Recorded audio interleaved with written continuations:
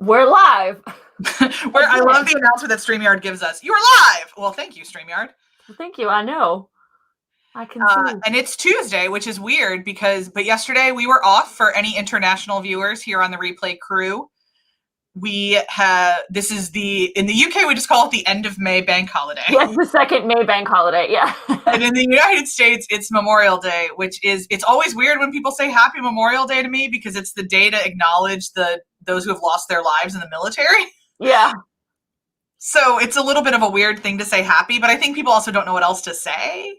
And it's a somber commemoration, but it's also a celebration, and it's a lot There's a lot of parades in tiny towns. Like Thanksgiving is a weird one too, right? Because it's commemorating Indigenous genocide and erasure, but also so there's that. But then it's usually family get-togethers, so it is a happy Thanksgiving. But anyway, happy Memorial Day. Anyway. Well, even though we were off yesterday, the world wasn't off, and a lot of things have happened since we last talked to you. So we've got a cavalcade of empathy exercises for you before we get into our topic of the day. The first one that we are going to say is in thanks to our Guamanian viewer, Stephen, we know something fun about Guam. Dr. Aaron. Yes. So we covered Guam for our Colonizers World Tour series last month when we were looking at the Pacific Islands. We'll talk about what we're doing this month in a few minutes. And we had a conversation last week when the videos went up with a man named Stephen, a Guamanian person who shared with us the story of the Memorial Day ceremonies on Guam.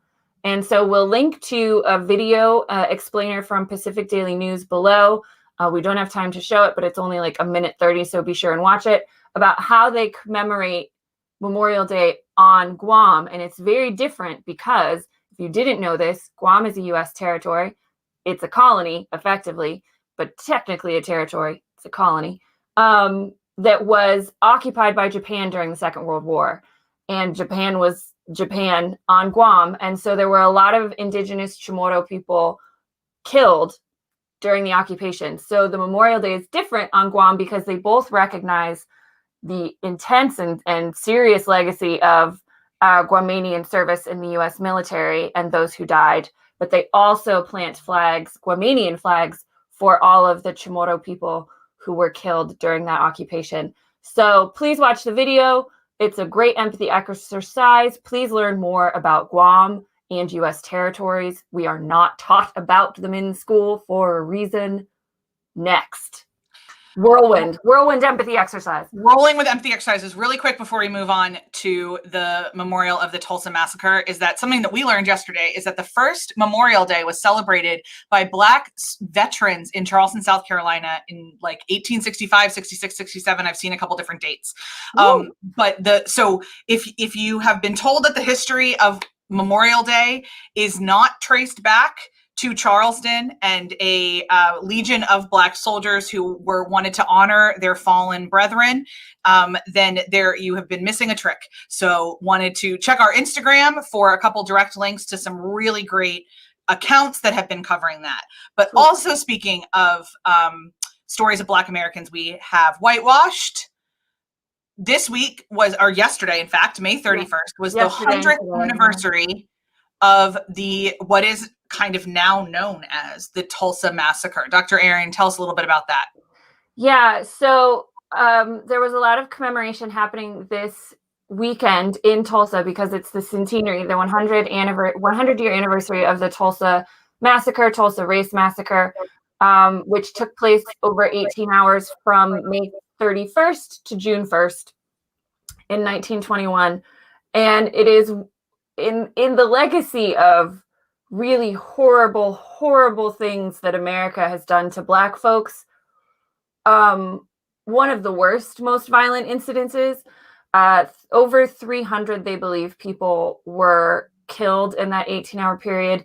And it really is so endemic of what was happening to Black America at that time, right after the First World War. So there were lots of other incidents. Tulsa was not a one-off by any stretch of the imagination.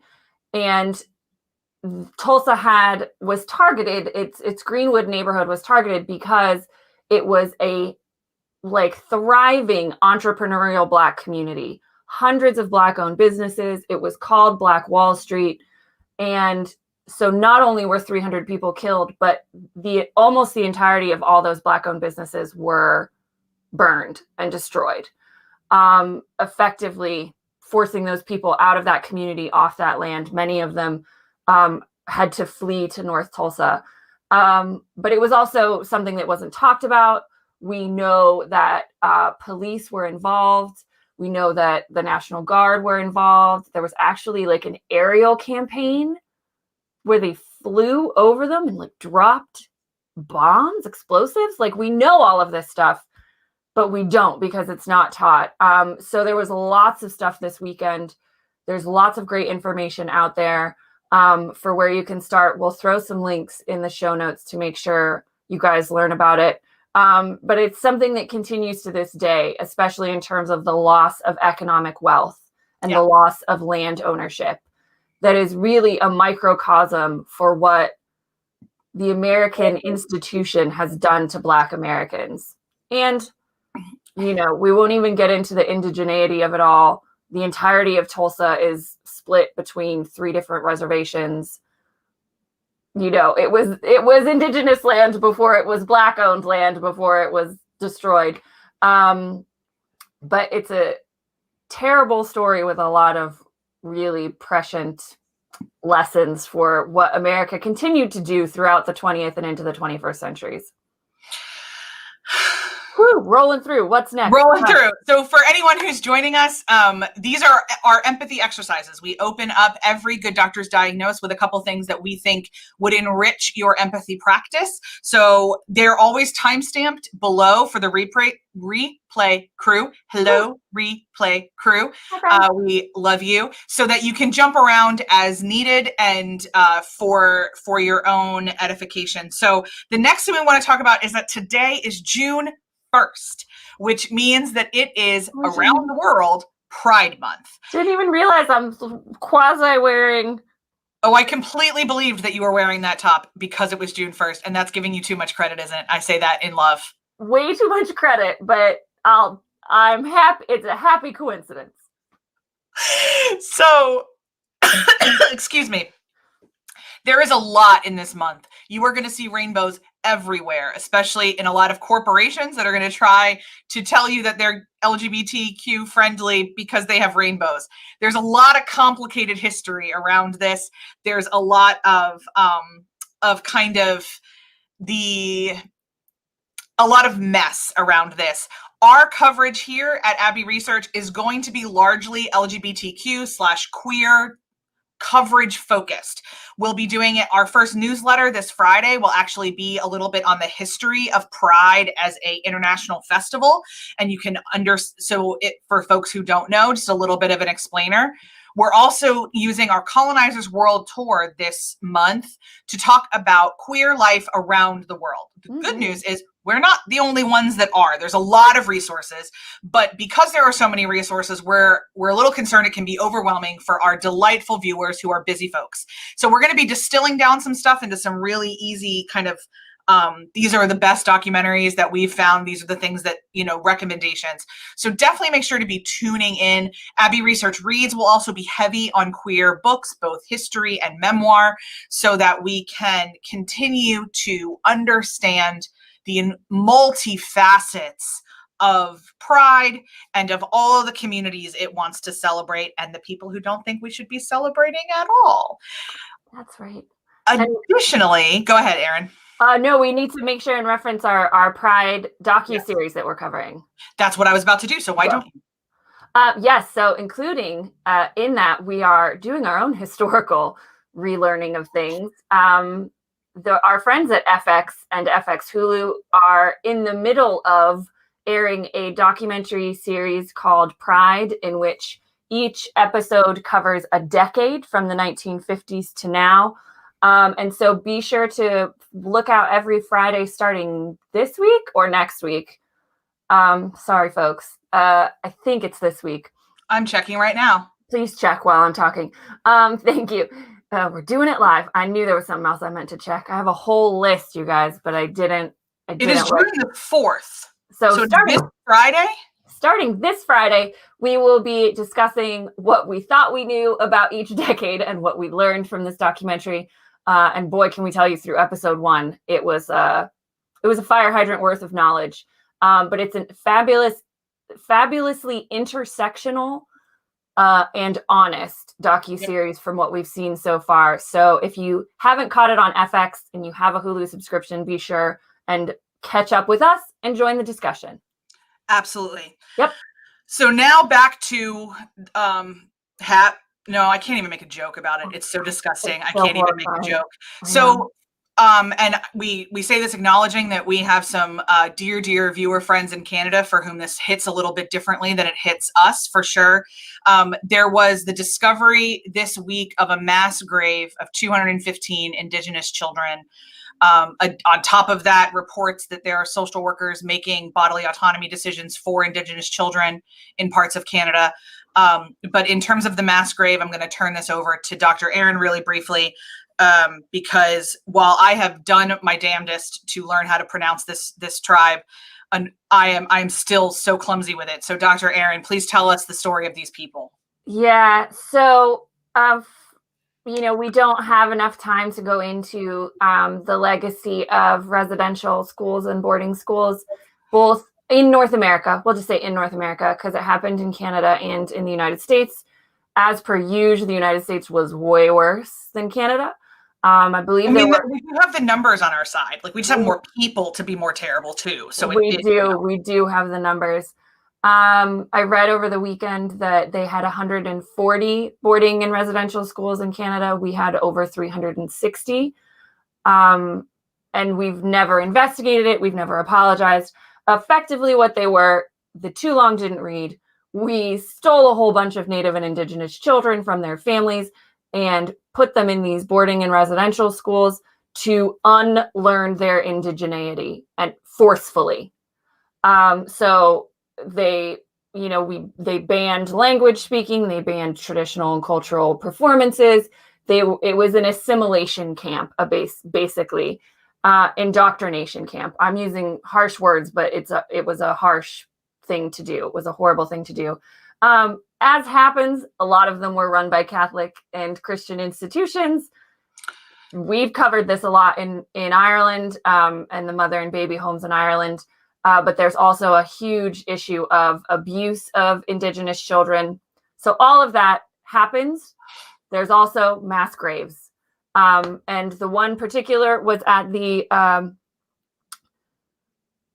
Kamloops residential school, and particularly dealing with 215 children who belonged to the Kamloops de Secumwa. I tried my best. First Nation community. Full shout out to the empathy leaders at Thompson River University and their Indigenous education program for providing pronunciation guides from members of those communities. So you can go learn it if you want to. They're little 3-second videos. So we're keeping an eye on this story. It's obviously an incredibly traumatic experience for Indigenous communities everywhere, but especially in North America, that were impacted by these institutions.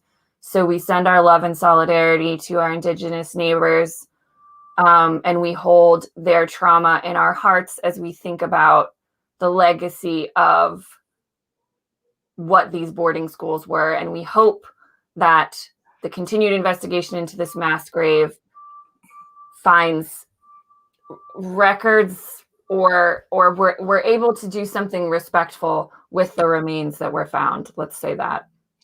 Yeah, it's a mixed bag in terms of how states have dealt with the recovery of institutional schools and mother and baby homes. So we hope that Canada actually becomes a leader in how to do this, because we certainly need one on the international scale. And now here is a terrible but completely apt transition. Are you ready for this? Speaking of atrocious treatment of children in Canada, We're talking about The Handmaid's Tale. Oh my gosh, you guys, it's really, really bad. Really, really bad. So this third Friday, June the 4th, at 3 p.m. Eastern Standard Time, we are going to be with that lovely lady who is featured in our YouTube graphic. You have seen this if you follow us anywhere on the social medias. We've been promoting it. Dr. Nadine Thornhill, go ahead. No, go. I was just agreeing with you. Okay. Dr. Nadine Thornhill is one of our favorite collaborators. We bounce ideas off each other. She professionally teaches sexual health, consent, and pleasure, and you've seen her on our channel a couple times before. If we promise to you that we will be caught up by Friday. We will have watched Wednesday's episode by Friday. Yeah. So spoilers ahead, fun ahoy on Friday. Yep. Nadine and I have also both read the Testaments, and we'll be bringing our thoughts on that. So if you are a Handmaid's Tale watcher, please join us at 3:00 on Friday for a breakdown into what the literal hell is happening in that show and where we think it's going and what's going on. So yeah, I think that is our whirlwind whistle-stop tour of empathy exercises today. And I want to bring this to everyone's attention really quick because Jay is one of our Canadians.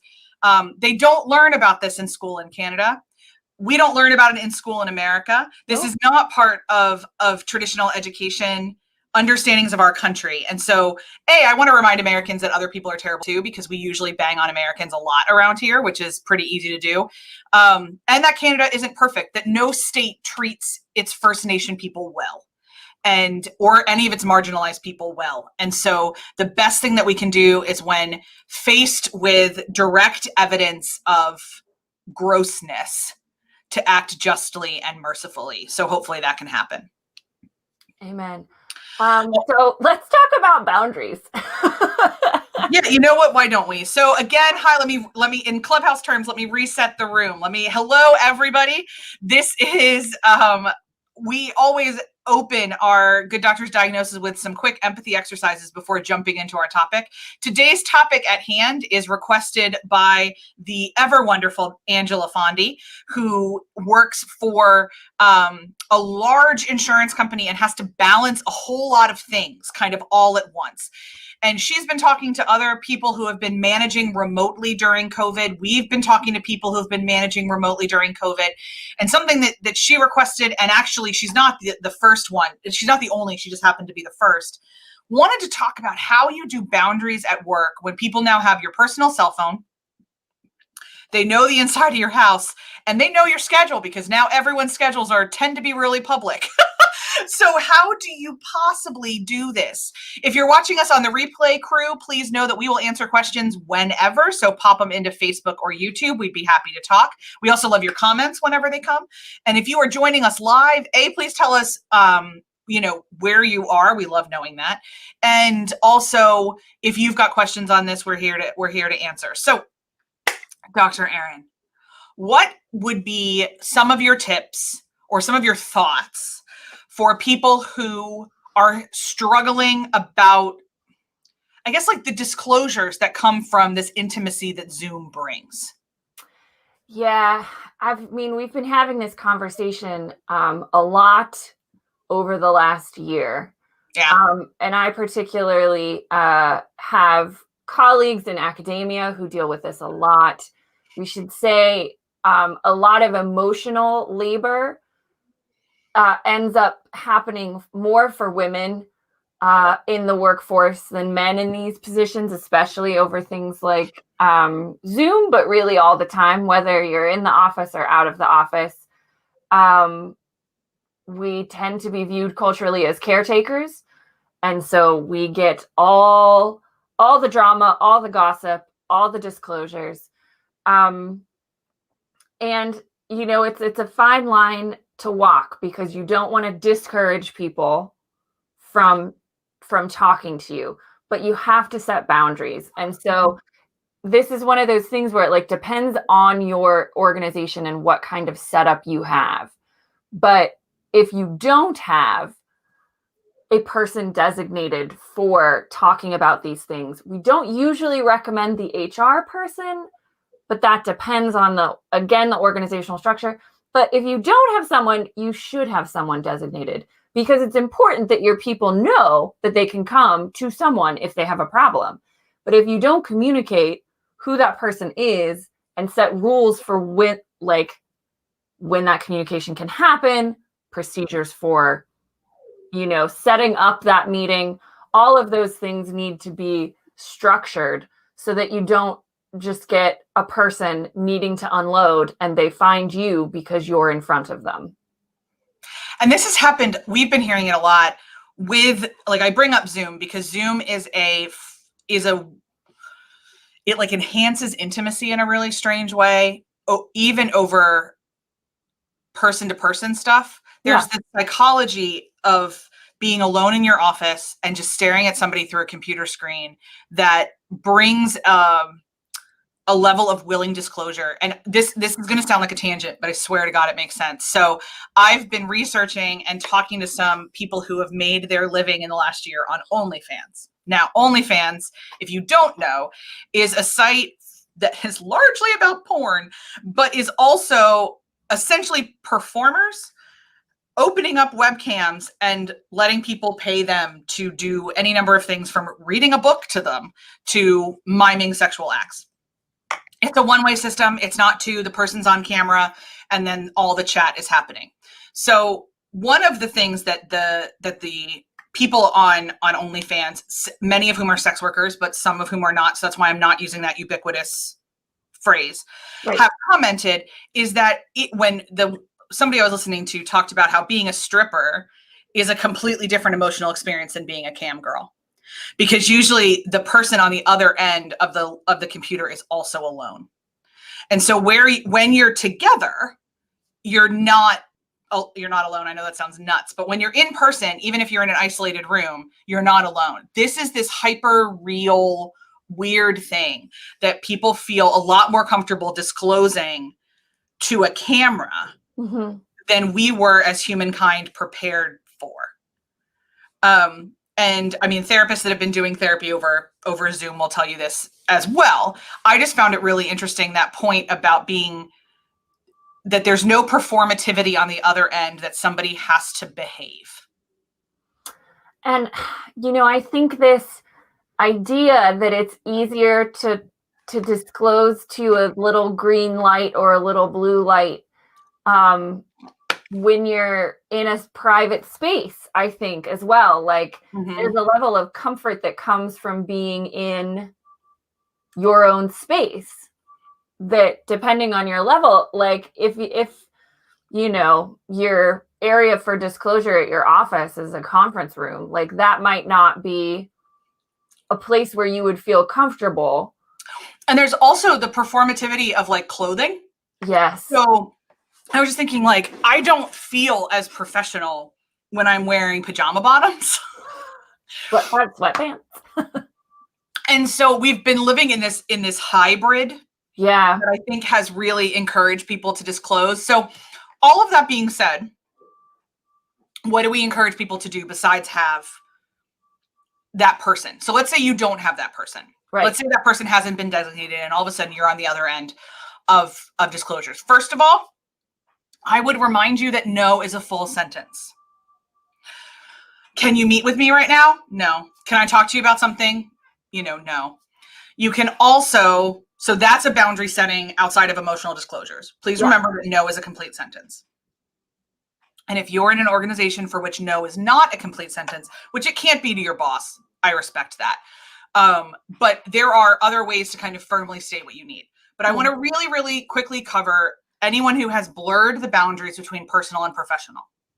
So if you have gotten into a phone or Zoom relationship where it's supposed to be talking about professional stuff, but because through the pandemic, so much personal stuff has leaked through and so many people's support systems have been stripped. If you're in that conversation and you're realizing that boundary is starting to get really muddy, we would recommend being obnoxiously clear. I am so sorry that you're going through this. I am not equipped to talk about this with you. I happen to know that our insurance policy covers professionals, or I just know I cannot be this person. And so I want to talk about professional problems with you. We are peers. I want to help you as I can, but I cannot keep hearing about what to do about your marriage. I can't offer advice about your marriage. I can't offer advice about your child rearing. We need to keep this very professional. That's going to feel awkward. It's going to feel weird. Not fun. Couple reasons why. We as people are programmed to be human doings and not human beings. And so anytime we make any decision that protects us, it tends to feel weird and maybe even a little bit wrong. And to a certain extent, some of your employers may not want you to have boundaries. They may be encouraging this. And then that's kind of a separate conversation that if anybody has direct questions about, we'd love to answer. We're doing really oblique, wide tips right now because that's what we've been asked for. So be explicitly clear as to what you will talk about with people and what you won't talk about with people. Something that I have been taught repeatedly over the years is that boundaries are actually a kindness. Yeah. Because then everyone knows what's going on. It's such an essential part of communication, as I just kicked my microphone, that we're not taught to do. Especially women, and this is very gendered. We've been saying this from the start of this conversation. I say way more than men, women are taught to be emotional doormats and encouraged that they should be. But we are not taught that respectful communication means setting boundaries. It does not mean you're a bad person. It does not mean you don't care about that other person or their emotional and mental well-being. And they're really hard conversations. But if you don't have them, if you're not explicit in those boundaries, you are both harming that other person and harming yourself. Correct. And the other thing in terms of language that I want to offer you is, this is something that our colleague Trisha Brook has given us, is especially if it's a personal boundary, just it's not my policy to give up my lunch hour. It's not my policy to go out for work drinks after 8 o'clock at night. It's not my policy, because then that means it's universally enforceable. It's not personal to the other person. And Right. If the other person takes it as personal, that is so much more about them than you. Yeah. And I mean, one of the hardest life lessons ever is that you can't control other people's emotional responses, reactions, interpretations. We can't. So, I mean, what you can do is set the boundaries for yourself. Know what you need. Emotional intelligence is so much about self-awareness. Understand what your boundaries need to be so that you can be healthy for yourself. Yep. And communicate them. And know that however the other person takes it is not something you can control. Yeah. And I can imagine that there's somebody out there that's watching this that's right, but tell me how to do it. And here's where we need to be really honest. You just have to do it. It's going to be awkward. It's going to be weird. You may screw up. You may not do it right the first time. You may really offend the other person. You may overstep or understep. Boundaries are a thing that are deeply personal, both to people and to the situation. Yeah. And the other people that you're working with may test those boundaries. And then we haven't even touched on what your corporate policy. It has driven me nuts that my husband's company has allowed people to just schedule things on other people's calendars throughout this pandemic. And we hear this constantly throughout corporate America, that this is something that has happened all pandemic, is that if you see an open spot on someone's calendar, you're allowed to take it. This has infuriated me beyond all rational thought. I cannot even address how wrong that is. So if that's a corporate policy, we don't know how to help you, because that's fundamentally dysfunctional and broken. And so we would encourage you to have a conversation with people who can change that policy about how terrible that is. Yeah, because I think one thing that's important to bring up, since you just mentioned that, was the kind of the corporate policy setting about boundaries for people. And we've done a lot of research about what remote work meant before the pandemic and during the pandemic. We'll link to a report in our show notes from Owl Labs, who does a state of remote work every year. And last year they did a specific COVID edition. And they looked at statistically a lot of questions, but the ones that we found really interesting was the high statistical responses about needing a day without Zoom meetings and needing a day without meetings at all. And I believe I'm remembering this correctly. 70% of survey respondents said they would like to have a day without Zoom meetings, and 80% said they would like to have a day without meetings. So, we have to start thinking empathetically about the way people process meetings, what it does to their energy. We talked last week or the week before in our lives about introverts and extroverts, how people need structure in their work lives and need a break from always being in front of this light, or being in an office now that we're moving back to offices.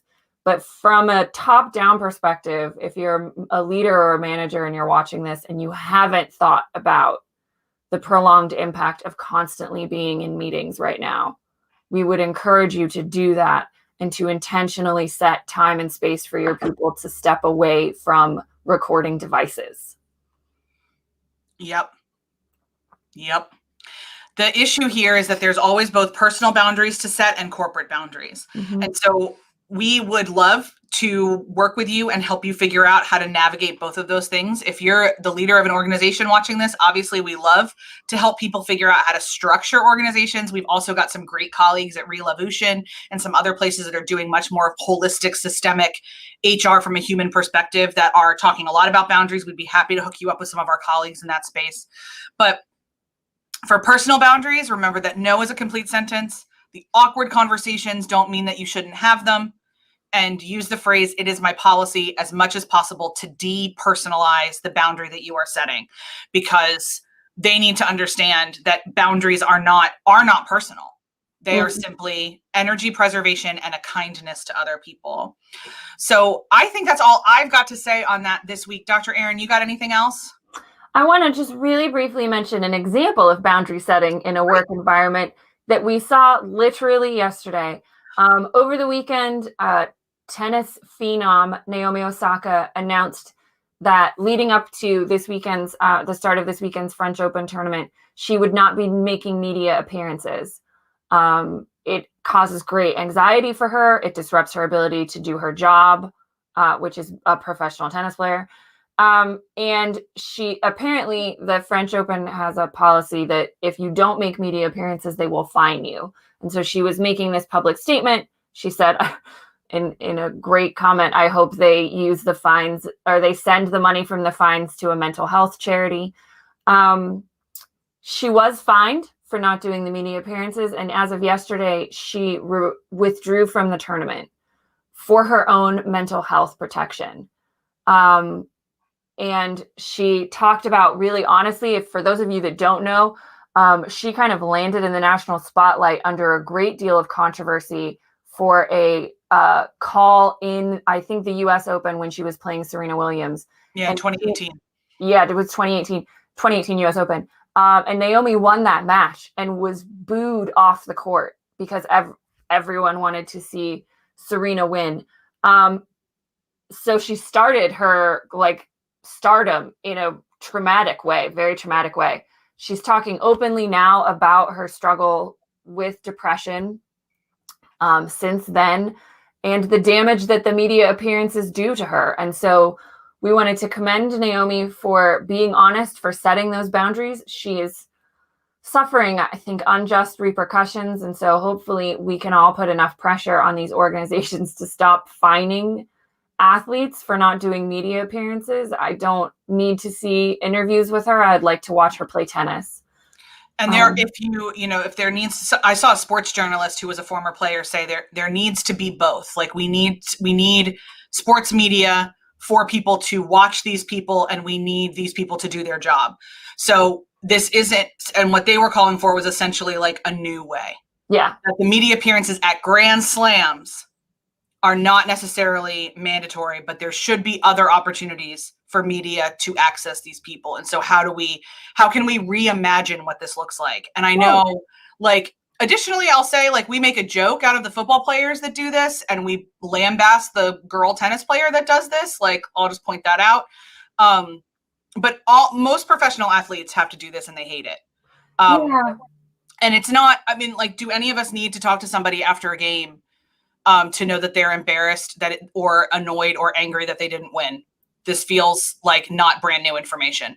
So I feel like there can be a reimagining of how this works. For sure. And I saw a tweet where somebody was saying, you know, had she kept quiet about it, suffered through depression and PTSD, and died by suicide, we would be honoring her. We would be valorizing her. But instead, she spoke up and she set boundaries, and people are attacking her.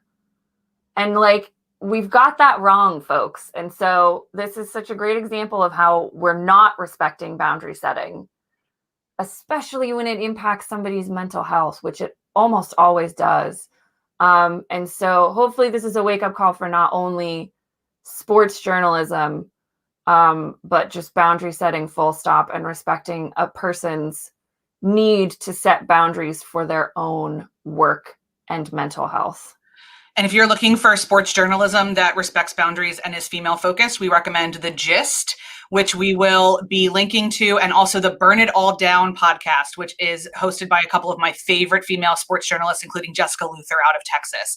So we'll make sure to link to both of those. They are now the only place I get my sports news, both of those places, which is how I learned that like sailing championships happened this weekend and women won them. So it's a beautiful thing to expand our understanding of sports beyond ESPN and Comcast Sportsnet. So we'll be happy to do that. Siobhan, thank you so much for your comment that people do get very angry when you set boundaries, which is so true. It's why we want to encourage you that if somebody gets mad at you or the conversation is awkward, it might mean you're doing something right. Yeah, I mean, terrible to say, but true. It's true. One of the aphorisms that my yoga teacher uses a lot is like, we don't do the poses that we should be doing. Like, if you don't like to do that pose, it probably means you should be working on it. So like, we don't like to have these conversations, but that probably means we should. Yeah. And often somebody's reaction to you setting boundaries is a lot more about their constant need to have access to you and their inability to control their own lives or run their own lives than it has anything to do with you. And remember that as we kind of move forward.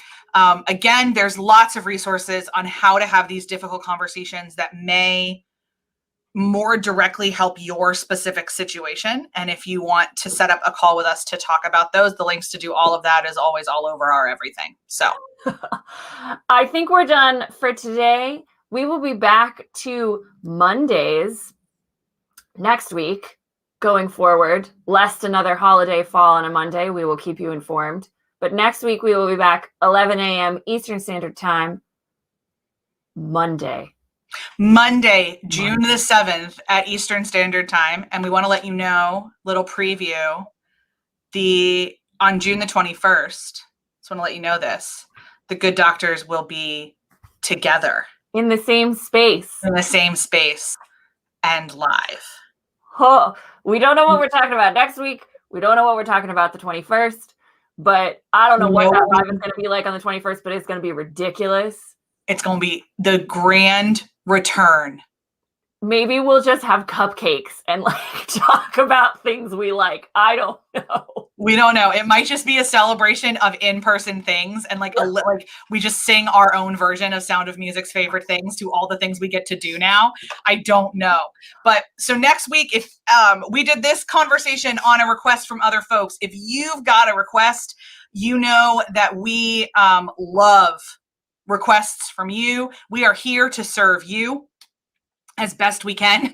We have these conversations all the time over at least 5 social media platforms. So we are turning on the camera for y'all however we can serve. If you want us to talk a little bit more about pride stuff, we are 2 cisgendered heterosexual women, but we've done a lot of research and we're happy to point you to other sources. If you want to have more conversations about really everything we talked about today, we're not in the community of, but we spend a lot of time trying to be allies as best we can. So if there's other stuff you want to talk about, please let us know. No matter what, we will see you Monday, June the 7th. Yeah. At 11 a.m. Eastern Standard Time. 11 a.m. If we don't see you for any of our 18 other YouTube videos between now and then, we will see you on Monday. Bye, guys. Bye. Have a good week.